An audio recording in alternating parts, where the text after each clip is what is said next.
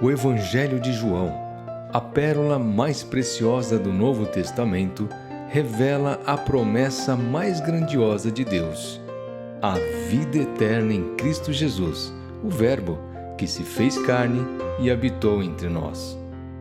Em suas páginas, somos convidados a um banquete espiritual, onde a água se transforma em vinho, os cegos enxergam, os mortos ressuscitam e a luz dissipa as trevas.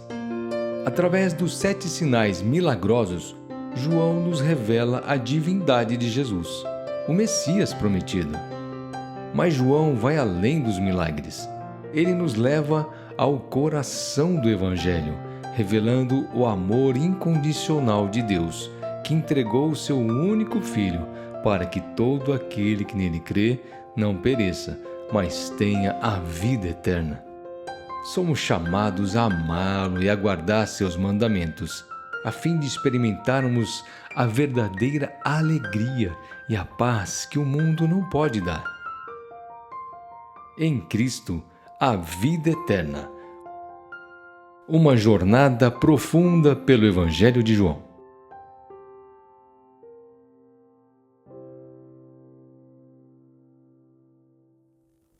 João 6, do 1º até o versículo de número 15. Depois destas coisas, atravessou Jesus o mar da Galileia, que é o de Tiberíades. Seguia-o numerosa multidão, porque tinham visto os sinais que ele fazia na cura dos enfermos. Então subiu Jesus ao monte e assentou-se ali com os seus discípulos. Ora, a Páscoa, festas dos judeus, estava próxima. Então Jesus, erguendo os olhos e vendo que grande multidão vinha ter com ele, disse a Filipe: onde compraremos pães para lhes dar a comer? Mas dizia isto para o experimentar, porque ele bem sabia o que estava para fazer. Respondeu-lhe Filipe: não lhes bastariam 200 denários de pão para receber cada um seu pedaço? Um dos seus discípulos, chamado André, irmão de Simão Pedro, informou a Jesus: está aí um rapaz que tem 5 pães de cevada e 2 peixinhos. Mas isto que é para tanta gente? Disse Jesus: fazei o povo assentar-se. Pois havia naquele lugar muita relva. Assentaram-se, pois, os homens em número de quase 5.000. Então Jesus tomou os pães e, tendo dado graças, distribuiu-os entre eles, e também igualmente os peixes, quanto queriam. E quando já estavam fartos, disse Jesus aos seus discípulos: recolhei os pedaços que sobraram, para que nada se perca. Assim, pois, o fizeram, e encheram 12 cestos de pedaços dos 5 pães de cevada que sobraram aos que haviam comido. Vendo, pois, os homens o sinal que Jesus fizera, disseram: este é verdadeiramente o profeta que devia vir ao mundo. Sabendo, pois, Jesus que estavam para vir com o intuito de arrebatá-lo para o proclamarem rei, retirou-se novamente, sozinho, para o monte. Feche seus olhos, baixe a sua fronte. Vamos orar uma última vez antes da exposição do texto, buscando a direção do Senhor para as nossas vidas. Oremos. Deus, fomos instruídos pela liturgia e chegamos até aqui, sabendo que o Senhor é o nosso castelo forte, sabendo que o Senhor perdoa os nossos pecados, sabendo que o Senhor é bom, que o Senhor deve ser adorado, que o Senhor é poderoso, e tudo isso foi uma construção para nos trazer até o texto. Fomos conduzidos pelo serviço litúrgico para o momento da exposição. O que eu lhe peço é que eu não estrague esse momento.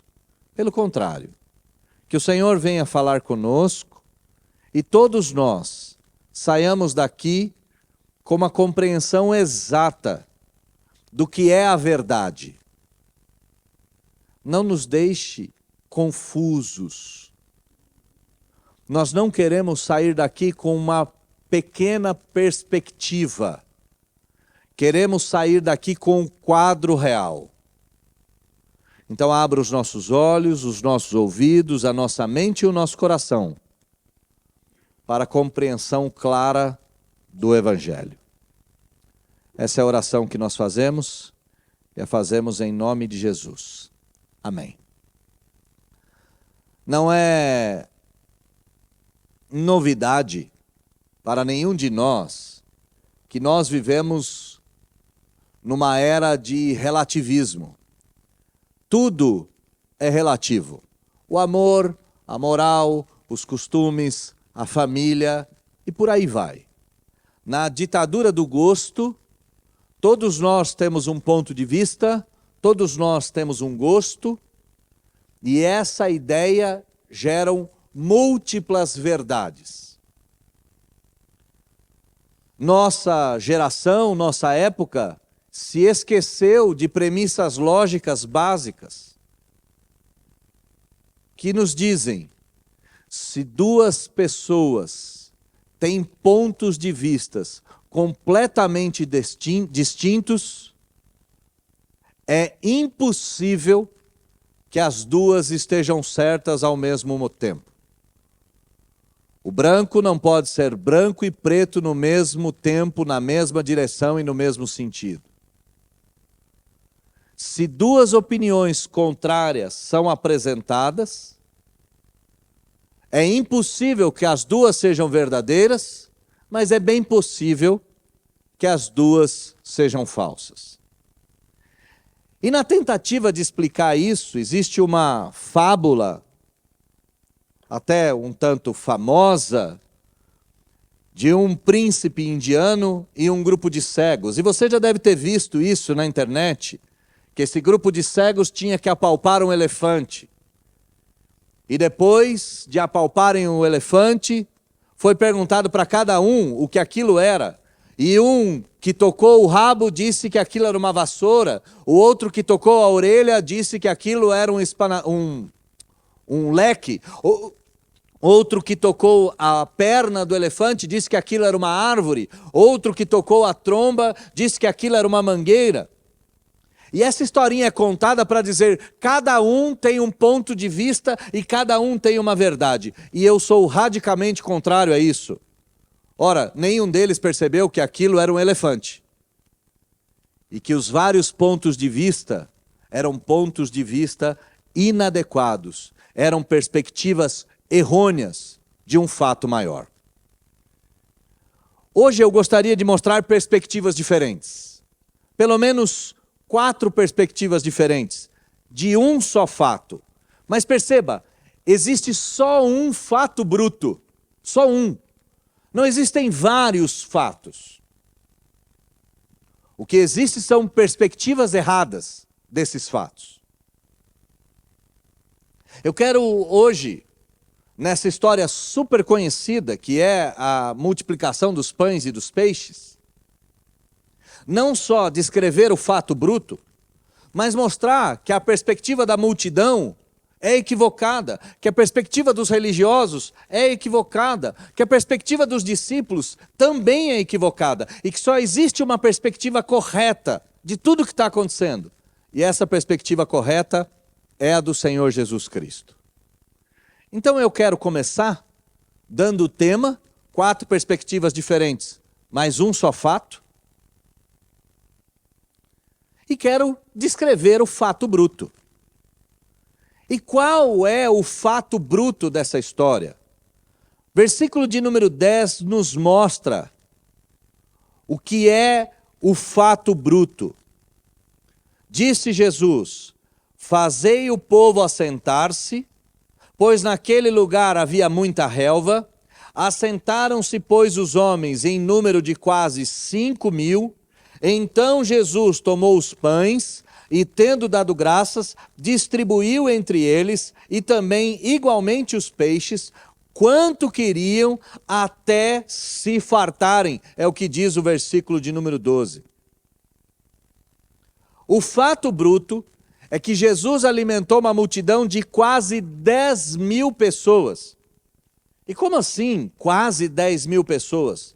Naquele período, a contagem era feita somente através dos homens. Versículo de número 10 diz, eram quase 5.000 homens.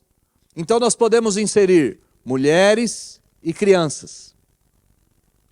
Jesus alimentou quase 10.000 pessoas, tendo por fonte apenas 5 pães e 2 peixinhos. Versículo de número 10. Tinha um rapaz com 5 pães de cevada e 2 peixinhos. Pois bem, esse é o fato, essa é a história. Mas nessa história nós temos inúmeros personagens. Nós temos uma multidão, nós temos os religiosos, nós temos os discípulos e nós temos a personagem central, o protagonista. E o protagonista aqui é o Senhor Jesus. Vamos então discorrer essas várias perspectivas e vamos enxergar quais são os pontos ou em que pontos essas perspectivas estão completamente equivocadas. Vamos começar da multidão, desses quase 10.000 pessoas, dessas quase 10.000 pessoas. Versículo de número 2 diz que numerosa multidão. Perceba, o texto qualifica a multidão, dizendo numerosa multidão. Mas essa multidão foi fazer o que lá? O que essa multidão está em busca? Qual é a perspectiva? Qual é o anseio? Qual é a expectativa? Qual é a ideia que essa multidão tem? O versículo de número 2 diz que essa multidão tinha ido até o Senhor Jesus porque tinham visto os sinais que ele fazia na cura dos enfermos. Ora, se você tem acompanhado os sermões, você há de se lembrar que no capítulo 5, Jesus curou um paralítico de nascença. No capítulo de número 4, ele curou o filho de um oficial do rei. Esses sinais de cura eram uma pequena amostra das centenas de outras curas que Jesus havia feito. A multidão está seguindo Jesus por causa dos sinais que eles tinham visto. Eles estavam atrás do Senhor por causa dos milagres. Eles estavam atrás de Jesus por causa dos feitos.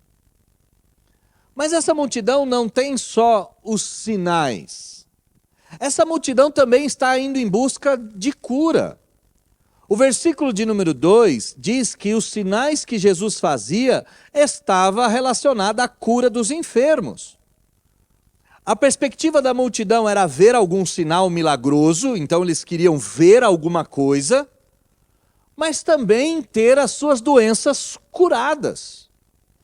Ter os seus males, as suas enfermidades, as suas mazelas sanadas.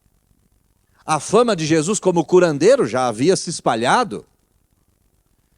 Então, quem sabe, a gente não só vê, mas quem sabe a gente experimenta. A multidão está sempre em busca de alguma coisa para entreter ou de alguma coisa em benefício próprio. No versículo de número 5, vai dizer que essa multidão também criou uma nova perspectiva. Versículo de número 5, então Jesus, erguendo os olhos e vendo que grande multidão vinha ter com ele, disse a Filipe: onde compraremos pães para lhes dar a comer? A multidão está indo atrás do Senhor Jesus por causa de sinais. A multidão está indo atrás do Senhor Jesus para ter uma doença curada. E agora a multidão está indo atrás do Senhor Jesus para matar a fome. Sim, eles estão com fome. E perceba que Jesus é quem identifica a fome. Jesus, erguendo os olhos, vê a multidão e pergunta: como nós alimentaremos esse povo? Às vezes a Bíblia nos prega algumas peças, né? Porque a gente olha um versículo atrás do outro e imagina que tudo isso está acontecendo a toque de caixa, né? Imagina que tudo isso está acontecendo em 5 minutos. Não. Jesus atravessou o lago da Galileia, a multidão toda se reuniu, 10.000 pessoas não é fácil de acomodar, ele subiu no monte, começou a ensinar, e essa multidão ficou ouvindo durante 1, 2, 3, 4 horas, até que chegou o momento que a fome bateu. E a multidão está em busca disso, sinais, curas, saciedade de fome. Versículo de número 14, a multidão também está em busca de respostas religiosas. Olha comigo o versículo de número 14. Vendo, pois, os homens o sinal que Jesus fizera, isto é, alimentando 10.000 pessoas, disseram: este verdadeiramente é o profeta que devia vir ao mundo. A expectativa da multidão é uma expectativa de salvação por meio da religião. A multidão está atrás dos sinais, a multidão está atrás da cura, a multidão está atrás de matar a própria fome, a multidão está atrás de respostas religiosas. Mas as perspectivas da multidão não acabam aqui. A multidão está atrás de respostas políticas. Olha o versículo de número 15. Sabendo, pois, Jesus que estavam para vir com o intuito de arrebatá-lo para o proclamarem rei, Jesus retirou. A multidão está atrás de um líder, de um Messias, de um profeta, de um guia. Perceba que a multidão, ela está sempre atrás das mesmas coisas e tem sempre a mesma perspectiva.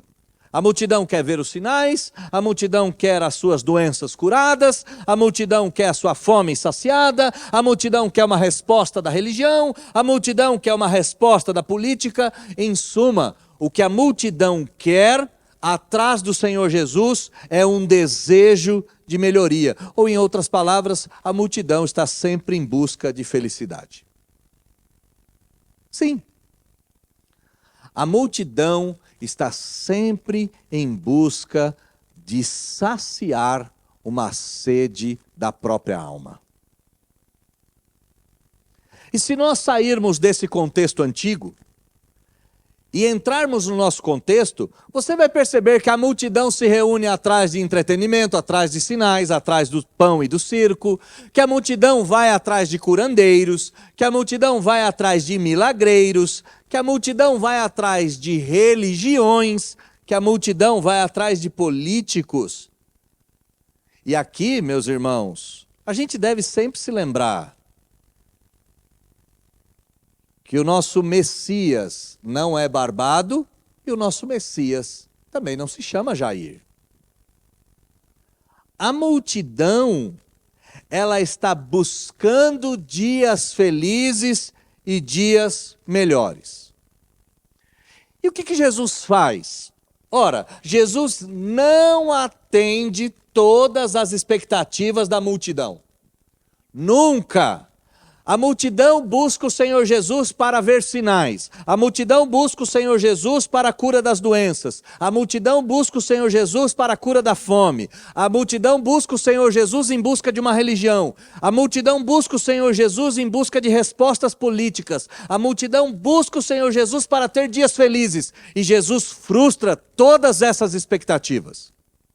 Qual é a única expectativa que Jesus não vai frustrar no texto? Ele vai matar a fome desse povo por pelo menos algum período. Mas aqui, meus caros, compreendam, nós não estamos numa numerosa multidão. Devemos estar aqui perto de 100 pessoas. E se eu sair da minha casa para ver sinais, para a cura da doença, para o fim da minha fome, para a busca de uma resposta religiosa, política ou para dias melhores, eu tenho que lhe dizer, infelizmente, as suas expectativas serão frustradas. Pode ser que uma coisinha ou outra você saia daqui e leve embora, mas Jesus não é um show circense que nós vamos atrás. Não é uma fanfarra que a gente sai em marcha na expectativa de ter alguns minutos de alegria. Não é. A perspectiva da multidão está completamente equivocada. Mas nós temos uma segunda perspectiva, que é a perspectiva dos religiosos. E olha comigo o versículo de número 4. Versículo de número 4, o autor, João, o apóstolo, vai fazer uma notinha de rodapé aqui. Ele vai dizer, ora, a Páscoa, festa dos judeus, estava próxima. A perspectiva dos judeus, e aqui em específico, os líderes religiosos, está totalmente em torno da própria religião. Como é que funciona uma religião? Ora, religião tem dias sagrados, religião tem festas sagradas, religião tem momentos sagrados, religião tem atos sagrados. E esses religiosos estão buscando o Senhor Jesus para validarem a sua religião. Os judeus queriam que Jesus fosse a expressão da religiosidade. E Jesus vem com um radicalismo inimaginável. Ele vai dizer para os religiosos, vocês são capazes de coarem um mosquito, mas não conseguem tirar a trave diante dos seus olhos. A religião faz isso. O religioso sai atrás de procissão, sai atrás de festas religiosas, mas não é capaz de fazer o bem, nem mesmo para um familiar quando este necessita. A acusação de Jesus aos religiosos foi contundente. Vocês não passam de sepulcros caiados. E eu demorei para entender o que era essa história de sepulcro caiado. Caiado tem a ver com cal. Sepulcro caiado é quando você vai num cemitério e vê uma tumba que pro lado de fora ela está bonita, ela está embelezada, mas por dentro ela continua sendo um depósito de ossos, um depósito de restos mortais. A expectativa dos religiosos está relacionada com as festas. Os religiosos estão mais preocupados com a Páscoa do que com o Salvador. Os religiosos estão mais preocupados com a Semana Santa do que com o Santo da Semana. Os religiosos estão mais preocupados com os seus rituais do que com o objeto que traz o significado ao rito. A Páscoa só tem sentido se nós entendermos que o Cordeiro de Deus foi morto para salvar o indigno, o miserável e o condenável. Mas a perspectiva dos religiosos não termina aí. Olha o versículo de número 14. Vendo, pois, os homens o sinal que Jesus fizeram, disseram, este é verdadeiramente o profeta que deveria vir ao mundo. Onde repousa essa expectativa aqui? Ela está conectada com Moisés. Moisés foi o grande líder religioso do povo judeu. E Moisés trazia consigo um tríplice ofício. Ele era profeta, ele era uma espécie de sacerdote e ele era uma espécie de rei. Ele juntava nele mesmo 3 ofícios. Quando os religiosos viram que Jesus curava a enfermidade, alimentava faminto, fazia milagres como a multiplicação dos pães e dos peixes, ou como a transformação da água em vinho, eles ficaram todos ouriçados em polvorosa. Gente, O profeta chegou. Eles estão preocupados com as suas festas, estão preocupados com as suas profecias e os seus profetas. A religião é assim, né? A religião tem ritual, tem dia, tem nome, tem coisa, tem cor.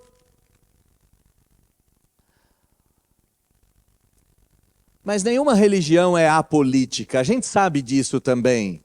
Toda religião tem um aspecto político, toda religião tem um aspecto governamental. E no versículo de número 15, a religião e a política se misturam numa espécie de teocracia aqui. Olha o versículo de número 15. Sabendo, pois, Jesus que estavam vir com o intuito de arrebatá-lo para proclamarem rei. O que os judeus têm em mente? Davi. O rei religioso, o rei crente, o rei fiel. A segunda perspectiva aqui é da religião. E a religião está preocupada com as suas festas, a religião está preocupada com os seus profetas, a religião está preocupada com as suas aspirações políticas. E o que Jesus faz com os religiosos? Ora, meus caros, ele vai frustrar todas as expectativas religiosas. Ele não está preocupado se a Páscoa está próxima, ele não está preocupado em ser ele o profeta e cumprir as profecias, e muito menos está preocupado numa teocracia, em um governo político e religioso. Ele não fala nada a respeito da Páscoa, ele não fala nada a respeito da profecia, ele não fala nada a respeito da descendência davídica. E só para vocês terem uma ideia, tá? Jesus é a vera Páscoa, Jesus é o profeta que viria para substituir Moisés, e Jesus é o descendente do rei Davi que assumiria o trono. Mesmo sendo, Jesus não está preocupado em atender à expectativa do religioso. E aqui eu te digo, se você veio como a multidão para ver um sinal, uma cura, para ter a fome saciada, para ter um aspecto da sua vida transformado, eu tenho que dizer a vocês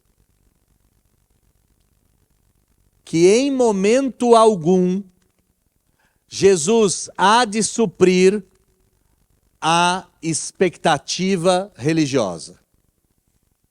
E se você entrou aqui para tentar enxergar um rito religioso, um dia religioso, um profeta ou um governo da religião, eu te digo que você não vai ter nenhuma das suas expectativas saciadas. Nenhuma. Jesus não está preocupado com a religião e com os religiosos. Aliás, eu tenho mais dificuldade com a religião e com os religiosos do que com o evangelho. Esse cheiro de fumaça, ninguém vai morrer queimado não, né? Só para eu entender, né? Não tem nada pegando fogo, é lá fora. Eu não coloquei a expectativa de morrer queimado aqui, então não tem a expectativa de morrer torrado. Terceira expectativa, a expectativa dos discípulos. E aqui, meus irmãos, a ideia de discípulo aqui, vamos tentar entender, é a perspectiva dos imperfeitos. E sim, e se a gente não é a multidão, e se a gente não faz parte da religião, talvez a gente possa fazer parte da imperfeição. E aqui eu acho que todos nós fazemos. Mas o fato de sermos imperfeitos não nos dá o direito de nos equivocarmos. Olha comigo qual é a perspectiva dos discípulos imperfeitos. Versículo de número 3. Presta atenção qual é a atitude dos discípulos. Então subiu Jesus ao monte e assentou-se ali com os seus discípulos. Os discípulos estão tão acostumados, que se assentar aos pés do Senhor Jesus é algo trivial e corriqueiro. E eles não estão dando nem bola para esse momento único. Jesus desenvolveu seu ministério por 3 anos nessa terra. cada momento que ele chamava os seus discípulos para um bate-papo era um momento a menos. A contagem é regressiva. Se ele teria 100 momentos com os discípulos, esse aqui é o 99. O outro é o 98, isto é, resta o 98. O outro é, resta 97. E para a gente entender como a gente se acostuma com aquilo que é digno de uma certa honraria, eu vou fazer uma conexão aqui com o falecimento do meu avô que aconteceu essa semana. Meu avô tinha 96 anos. Então, era um homem quase centenário.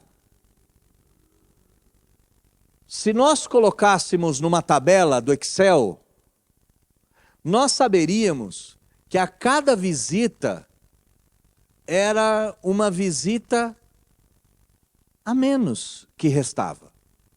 Sim.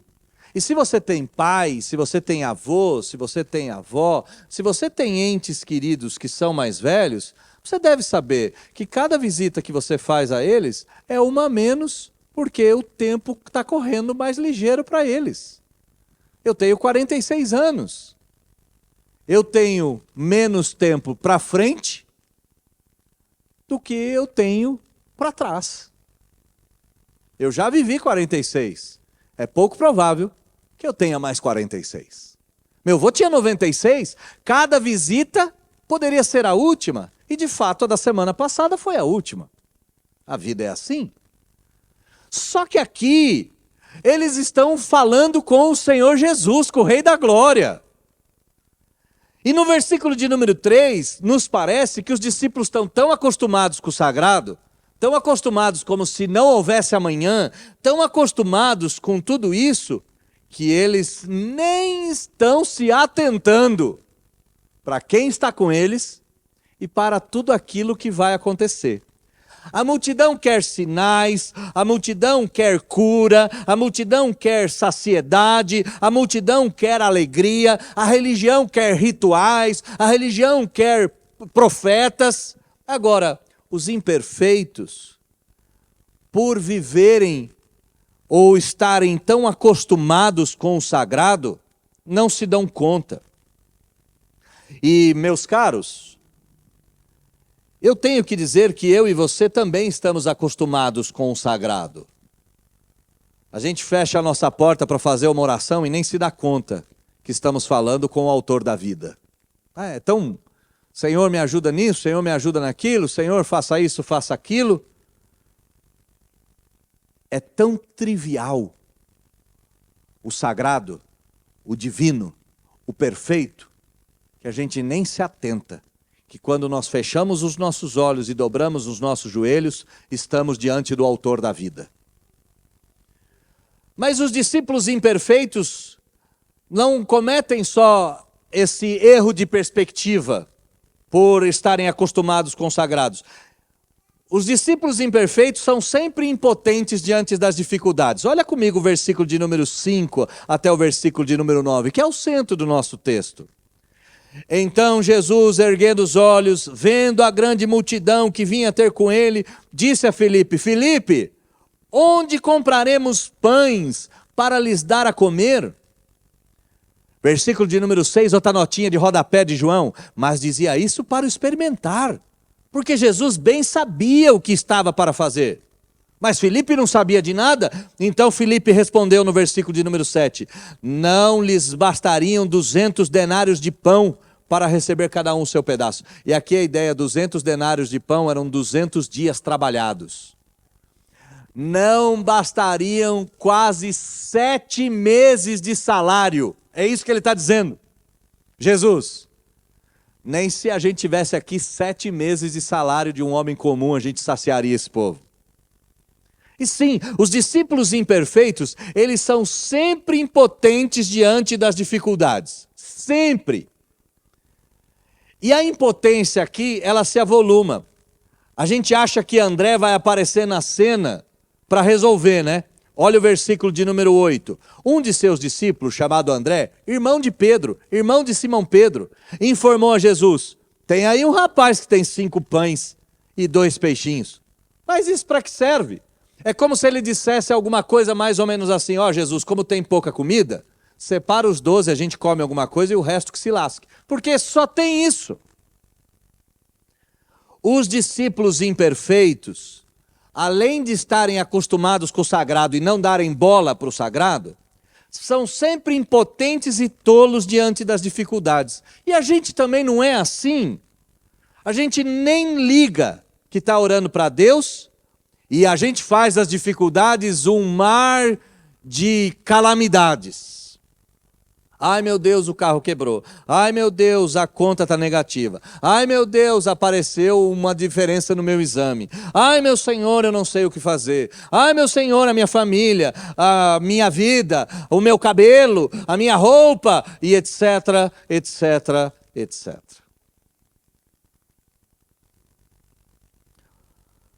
A perspectiva da multidão, Jesus vai dar uma corrigida, vai atender alguma coisinha, mas a ignorância é quase que total. A perspectiva dos religiosos, Jesus não corrige nada. Volto a dizer, ser cristão não tem nada a ver com ser religioso. E a terceira perspectiva dos discípulos imperfeitos, não se dão conta que estão diante do Rei da Glória, estão impotentes diante das dificuldades e ficam perplexos diante das respostas que Deus dá. Olha comigo o versículo de número 12 e 13.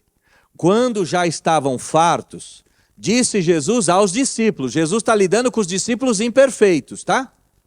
Recolhei os pedaços que sobraram, para que nada se perca. Assim, pois, o fizeram e encheram 12 cestos de pedaços dos 5 pães de cevada que sobraram aos que haviam comido. E os números são incríveis, né?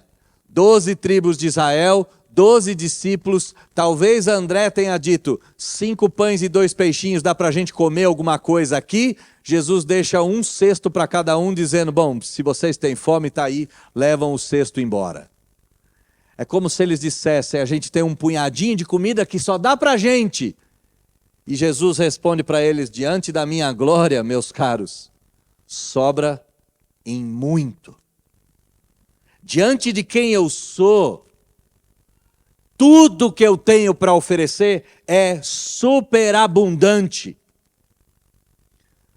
Os discípulos estão acostumados com o sagrado e são tão impotentes diante da dificuldade que quando a dificuldade se dissipa, eles ficam perplexos diante da glória. É como se os discípulos ficassem de boca aberta dizendo assim, e agora? Uau! Quem é esse homem? Mas percebe que essas coisas não são suficientes para corrigir a cabeça de ninguém. Se a gente não for ensinado da perspectiva certa, se a gente não for ensinado que a perna do elefante não é um tronco, que o rabo do elefante não é uma vassoura, que a tromba do elefante não é uma mangueira, que a orelha do elefante não é um leque, se a gente não for ensinado, a gente não consegue perceber o que está acontecendo. E de onde eu estou tirando essa ideia? Versículo de número 15. Sabendo, pois, Jesus, que estavam para vir com o intuito de arrebatá-lo para o proclamarem rei, retirou-se novamente. Quem foi com Jesus? Olha o versículo de número 15. Sozinho. Os discípulos são tão imperfeitos, que eles deixam Jesus embora sozinho. Percebe? Imagina você na cena. Você está sentado lá, lá vem história, ele vai contar mais algumas coisas, vai falar aí umas histórias. Legal, ouvir as histórias de Jesus deve ser muito legal. Então, vamos ouvir. Aí vem um lance de comida, está todo mundo com fome. Aí um diz, bom, tem comida para a gente pelo menos. Aí Jesus pega o pão, olha para o céu e fala, graças eu te dou, Pai. Começa a repartir, ele fala, reparte aí. Pega o peixinho e faz a mesma coisa, peixe salgado, é claro, não é sushi, peixe salgado. E vai separando o peixe. E de repente aquela multidão vai comendo, 10.000 pessoas vão comendo, 10.000 pessoas vão comendo. Termina aquele banquete, sobram 12 cestos de comida. O que os discípulos fazem? Nada. Deixam Jesus embora sozinho. Deixam Jesus se retirar sozinho. A perspectiva da multidão é totalmente equivocada. Mas Jesus mata a fome deles. A perspectiva da religião é completamente equivocada. Jesus ignora os religiosos. Já os discípulos imperfeitos, Jesus tem um quê para ensiná-los. Volta comigo no versículo de número 5. Versículo de número 6, perdão. Mas dizia isto para o experimentar, porque ele bem sabia o que estava para fazer. O que Jesus faz com os discípulos imperfeitos? Ora, meus caros, ele corrige esses discípulos. Ele mostra a esses discípulos que as perspectivas deles têm que ser alinhadas. Ele modifica as expectativas. Qual é a expectativa de Filipe? Não dá para alimentar. Qual é a expectativa de André? Isso aqui só dá para a gente comer. Qual é a expectativa da multidão? Pão e circo. Qual é a expectativa dos judeus religiosos? Mais um ato da religião. O que Jesus faz com os discípulos? Jesus está ensinando. Jesus aqui, provar, pode ser entendido como educar, ensinar, instruir, corrigir, adequar. É isso. O que Jesus faz com os discípulos imperfeitos? Ele corrige. E aqui eu vou te dizer que só existe um lugar para você estar hoje. Só existe uma perspectiva. E essa perspectiva tem que ser do discípulo imperfeito. Se você veio aqui para ver sinal, lamento, você não vai ver nada. Se você veio aqui para cumprir um ato religioso, pode ir embora. Não termina nem o meu discurso. Bom dia para você.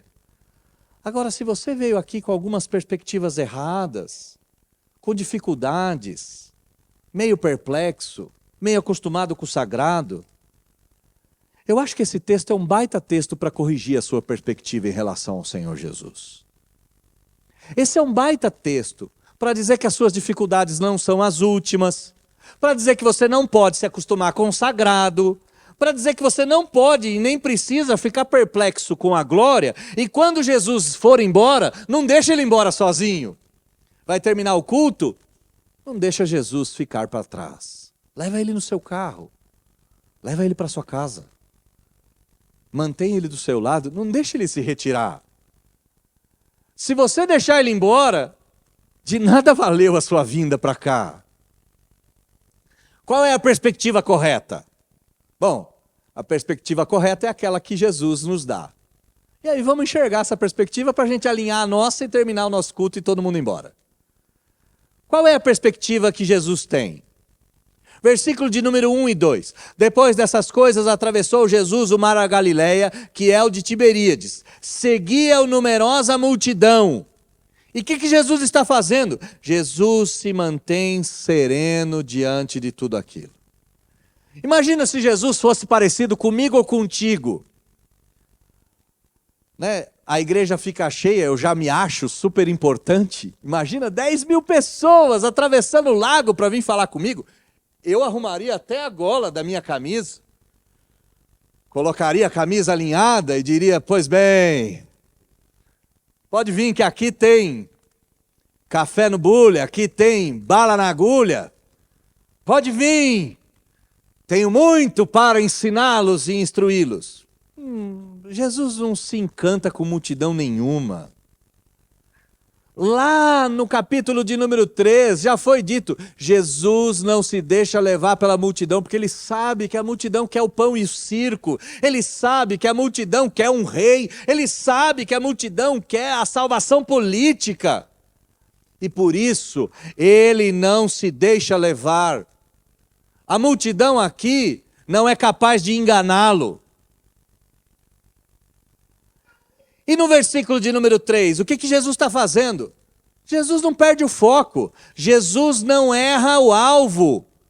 Versículo de número 3. Então subiu Jesus ao monte e passou a ensinar os discípulos como ele fazia todo santo dia. Não era um dia diferente para o Senhor Jesus. Perceba, esse era um dia comum. 1 milhão de pessoas, ou um só, não faria a menor diferença. E Jesus mantém o dia dele correndo. Percebe que ele não se desespera, ele não se entusiasma, ele não se enche de glória. Mas a gente não pode pensar que esse tipo de atitude do Senhor Jesus é uma atitude alheio às necessidades. Olha o versículo de número 5. Então Jesus, erguendo os olhos, vendo que a grande multidão vinha ter com ele, disse para Filipe: eles precisam de comida. Uau, isso aqui é demais. Isso aqui é demais. Jesus não fica alheio ao sofrimento e às necessidades. E é por isso que ele alimenta a multidão. Ele não alimenta a multidão porque a perspectiva da multidão está correta. Ele alimenta a multidão porque ele não resiste ao sofrimento. Começa a enxergar a cena pela perspectiva certa e começa a se encaixar na cena. Está sofrendo, está doendo, está chorando. Você não precisa ir atrás do milagreiro. Ele não está alheio às lágrimas que caem dos seus olhos.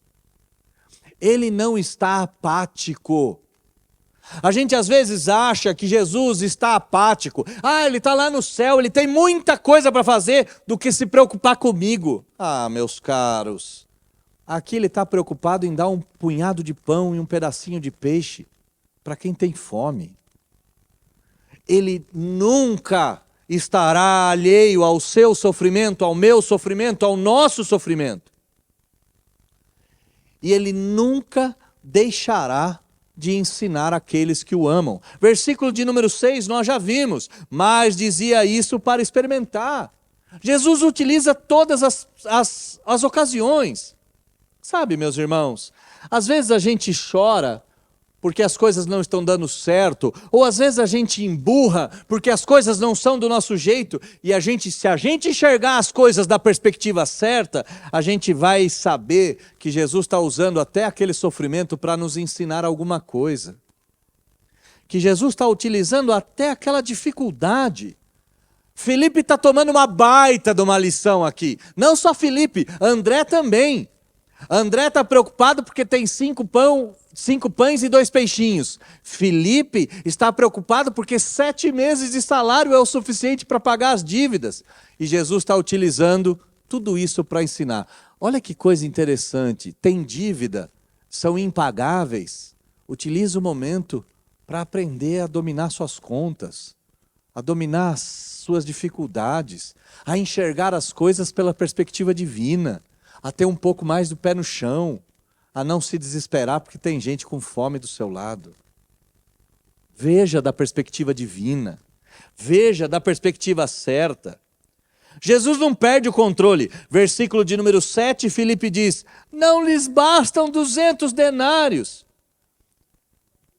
Versículo de número 8, André diz: tem só um pouquinho. E a gente acha que Jesus é parecido conosco, né? Se isso acontece conosco, a gente põe a mão na cabeça. Fala, meu Deus, e agora? Como é que a gente vai fazer isso? Como é que eu vou resolver essas coisas? Como é que eu resolver esse tipo de coisa? Meu carro bateu, não paguei o seguro. E agora, como é que isso vai se resolver? Como é que as coisas vão se dar? Ora, meus irmãos, olha da perspectiva do Senhor Jesus. Ele continua calmo, sereno e tranquilo. Ele não perde a mão, ele não perde a linha. Ele não perde o controle. E se de fato a gente enxergar as coisas da perspectiva certa, a gente vai saber que Deus está no controle da nossa vida e que Ele vai utilizar as oportunidades que surgirem. Qual é a oportunidade que vai surgir? Olha comigo o versículo de número 8 a 10. Um dos seus discípulos, chamado André, irmão de Simão Pedro, informou a Jesus: tem aí um rapaz com 5 pães de cevada e 2 peixinhos, mas isso não serve para nada. Então Jesus manda todo mundo se assentar, porque naquele lugar havia muita grama. Assentaram-se os homens em número de quase 5.000. Então Jesus pegou aquela oportunidade que ele tinha nas mãos, 5 pães e 2 peixinhos, deu graças a Deus, distribuiu e todo mundo comeu. E na nossa vida é exatamente assim. Quando a gente enxerga da perspectiva certa, a gente percebe que Deus não perde o controle e Ele vai utilizar a oportunidade que surgir. Sim. E às vezes a oportunidade é um velório, às vezes a oportunidade é um encontro fortuito, às vezes a oportunidade que Deus coloca diante da sua vida, que surge para Ele utilizar, é uma pregação qualquer, num domingo qualquer, numa igreja qualquer como essa. Sim. Ele utiliza as oportunidades mais estranhas para mostrar para você o que você precisa ver, para ensinar para você o que você precisa aprender. A perspectiva do Senhor Jesus é certa, é a única que deve ser vista. Olha o que ele faz no versículo de número 11. Então Jesus tomou o pão e deu graças. Ai, meu Deus do céu, que coisa fabulosa! Ele deu graças pelos 5 pães e 2 peixinhos. Se é comigo e se é contigo. 5 pães. Isso aqui não presta para nada. Do que adianta um negócio desse? Eu lembro aqui, vou confessar um pecado. Há muitos anos atrás, a Luana me ligou. A gente estava numa dificuldade financeira. A Luana me ligou e falou, tive uma ideia. Vamos alugar toalha para salão de beleza. E eu falei, tá, quanto isso vai nos render? Ela falou, a gente aluga por 10 centavos. E eu falei para ela, 10 centavos vai resolver a nossa vida no quê, Luana? Vai ter que alugar 1 milhão de toalha. E não é que ela estava certa. Os 10 centavos era o que a gente tinha. E os 10 centavos fez com que a gente vivesse por mais de 5 anos. De toalhinha alugada para salão de beleza. E o pecador sou eu aqui, tá? Ela é a mulher de fé. 10 centavos. 10 centavos. Jesus podia fazer isso, né? 5 pães. 2 peixinhos. Não, meus caros, ele ergue aquilo para o céu e fala, Pai, eu te dou graças porque tem 5 pães. Pai, eu te dou graças porque tem 2 peixinhos. Qual é a perspectiva certa? Aquilo que Deus te deu é de graça. Então agradeça. Como é que termina essa história? Bom, na perspectiva de Deus é sempre tudo superabundante. Versículo de número 12 e 13. E quando já estavam fartos, disse Jesus aos seus discípulos, recolhei os pedaços que sobraram para que nada se perca. Assim, pois, o fizeram e encheram 12 cestos de pedaço dos 5 pães de cevada que sobraram aos que haviam comido. Uau! A medida é sempre abundante, superlativa. Sim, mas sem desperdício. Sempre sem desperdício. Da perspectiva divina, guarda o que você tem, para que amanhã você não venha pedir. Da perspectiva divina, aquilo que Ele faz com a gente é sempre melhor do que a gente pode imaginar. Porque é de fato o que os discípulos precisavam. E percebe que aqui, os discípulos imperfeitos é o alvo do Senhor Jesus. O que Jesus está fazendo? Ele está ensinando para os discípulos quem Ele é. A preocupação de Jesus não é alimentar a multidão, se bem que Ele sofre com isso. A preocupação de Jesus é explicar para os discípulos que Ele é Deus. Como é que termina? Versículo de número 15, do jeito que começou. Não começou com uma multidão atrás do Senhor Jesus e Ele não podia fechar o colarinho, arrumar a gravata, deixar a bata mais reluzente e dizer, eu sou o cara? Versículo de número 15, querem fazer dele rei. E o que ele faz? Ele sai à francesa. Aquela multidão, imagina, a multidão comeu, a multidão olha para o Senhor Jesus e diz, viu, ele cura paralítico, ele alimenta a multidão, o que esse cara não faz? E quando a gente precisa tomar um vinho, basta ele encher uma talha de água? Vamos fazer esse cara rei. Vamos colocar esse cara no braço, vamos colocar esse cara nos ombros, vamos sair correndo por ele pelas ruas. E Jesus poderia ouvir o grito da multidão dizendo, Jesus, Jesus, Jesus, e acreditar. Mas o que ele faz? Ele não se deixa levar na multidão. O sanduíche aqui da perspectiva começa com a multidão enganada, termina com a multidão enganada.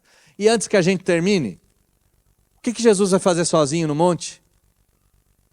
Jesus foi orar ao Pai, dizendo, Pai, obrigado, porque o Senhor não me fez envergonhar. Obrigado, porque o Senhor alimentou 10.000 pessoas. Obrigado, porque eu não me deixei levar pela multidão. Obrigado, porque eu pude ensinar Filipe. Obrigado, porque eu ensinei André. Obrigado, Senhor, porque eu pude utilizar 5 pães e 2 peixinhos. Obrigado, Senhor, porque o Senhor glorificou o seu nome. Obrigado, Senhor, porque o Senhor nunca me abandonou. Obrigado, Senhor, porque o Senhor é bom em todo o tempo. O que a gente aprende? Primeira coisa, Não seja a multidão, pelo amor de Deus. Para de seguir o Senhor Jesus para anseio trivial.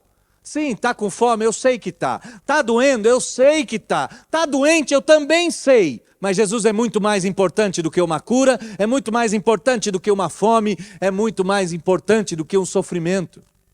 Vive num país desgraçado como o nosso, que as coisas não dão certo? Sim, eu sei, eu também. Mas eu não posso buscar o Senhor Jesus para saciar os problemas políticos da minha nação. Não é isso. Ele é maior. Ele é maior. Ele não é um milagreiro, um curandeiro. Ele não é o Circo de Soleil. Se a sua perspectiva da multidão, você está errado. Aquele elefante não é uma árvore. Você está errado. E se você é um religioso, então entrou aqui querendo cumprir o rito religioso, entregar o dízimo, cantar um pouco, depois ir embora para zerar a conta, pelo amor de Deus. Não tem coisa que Jesus mais detesta do que a religião, porque a religião rouba o lugar dele. O que Jesus disse que ele era? Eu sou o caminho, a verdade e a vida. Religião significa religar. Se eu buscar a religião para buscar a Deus, eu acabei de deixar Jesus para trás. Ele é o caminho. Se você veio aqui no domingo com uma perspectiva religiosa, está errado. E se você já se acha discípulo, sou discípulo, conheço de tudo, não conhece. Não conhece. O sagrado continua te surpreendendo. Com 5 pães e 2 peixinhos, Deus continua alimentando uma multidão. A glória dele é tamanha que sobra. Qual é a última lição? Independente de como está a sua vida, do que você está vivendo, está na hora de enxergar as coisas da perspectiva correta. E qual é a perspectiva correta? Deus está no controle de tudo. Seu sofrimento Ele está vendo. Nada vai faltar. Presta atenção nas oportunidades. Agradeça a Deus e ore a Ele, independente do que venha acontecer. A gente termina essa história corrigindo a nossa perspectiva. Não somos a multidão. Não somos os religiosos. Não queremos ser os imperfeitos e tolos. Quem que a gente quer ser? A gente quer ser parecido com Jesus, ouvir a sua voz, entender o seu caminho, aprender a sua lição e viver de acordo com o que ele viveu. Todas as vezes, a partir de hoje, que você olhar a multiplicação dos pães e dos peixes, fique entusiasmado com o milagre, fique entusiasmado com toda a cena. Mas lembre-se sempre que se a sua perspectiva não for a perspectiva de Deus, você está errado. Se você não enxergar as coisas do ponto de vista do Senhor Jesus, está enxergando as coisas de maneira inadequada. Mas se você enxergar as coisas do ponto de vista do Senhor Jesus, meus caros, não tem fome que resista, não tem dor que resista, não tem tolice que se mantenha de pé, não tem dificuldade que não venha a ser saciada. Quem sabe? O que falta na sua vida é só você enxergar que 5 pães e 2 peixinhos ainda são suficientes para alimentar uma multidão de famintos, para saciar uma multidão de necessitados. Quem sabe um sermão como esse ainda não seja o suficiente para sanar um caminhão de problema que você tem carregado na sua vida. E eu faço votos que a sua perspectiva seja de Jesus e que você saia daqui com os seus óculos regulados, com o seu caminho aplanado, com a sua vida recebendo uma nova direção. Feche seus olhos, baixe a sua fronte, vamos orar. Deus, nós não queremos ser a multidão. A multidão está atrás de pão e circo. Nós não queremos. Chega, pelo amor de Deus. Ficar indo de galho em galho, pula daqui e acolá, para ver isso, para ver curandeiro, para ver profeta, para ver alguém dizer uma coisa, alguém dizer outra, alguém dar um caminho na vida, para fazer uma novena, um sacrifício. Chega, chega, chega. A gente até recebe alguma coisa de Deus nesse sentido, mas é pouco. É uma comida em um dia, e a gente tem fome todo dia. Chega.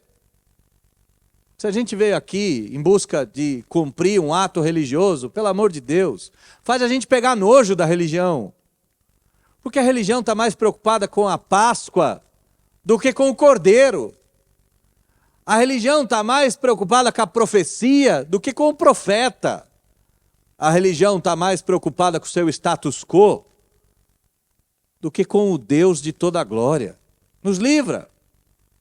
Nos livra da nossa ignorância também, de nos acostumarmos com o sagrado, de tratarmos Jesus como qualquer um, de olharmos para os problemas e transformarmos os problemas em grandes montanhas, ou arrumarmos soluções que só saciam a nossa alma. Nos ajuda.